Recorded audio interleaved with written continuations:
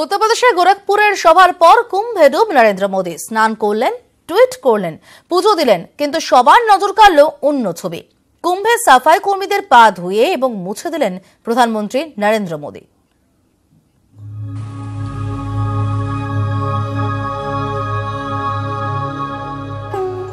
রবিবার প্রয়াগে এভাবেই কুম্ভের সাফাই কর্মীদের পা ধুয়ে দেন প্রধানমন্ত্রী নরেন্দ্র মোদী।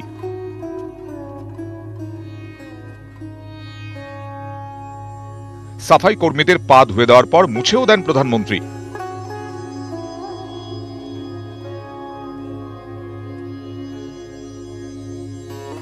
কুম্ভ মেলা উপলক্ষে উত্তরপ্রদেশের প্রয়াগরাজকে সাফ সুতরো রাখার কাজের স্বীকৃতি হিসেবে সাফাই কর্মীদের এদিন শালও উপহার দেন মোদী।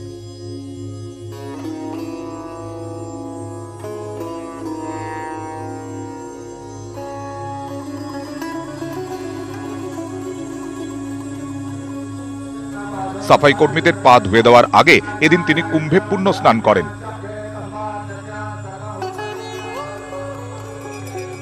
এরপরেই টুইটারে প্রধানমন্ত্রীর বার্তা, কুম্ভে পুণ্য স্নানের সৌভাগ্য হলো, 130 কোটি ভারতবাসীর মঙ্গল কামনায় প্রার্থনা করলাম। কুম্ভে পুণ্য স্নানের পর পুজো, আরতি।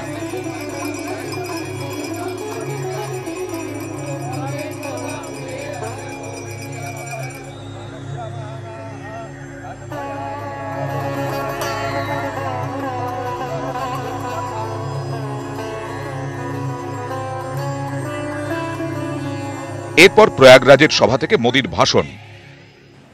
आज जिन सफाई कर्मी भाइयों और बहनों के चरण धुलकर मैंने वंदना की है, वो पल मेरे साथ जीवन भर रहेगा।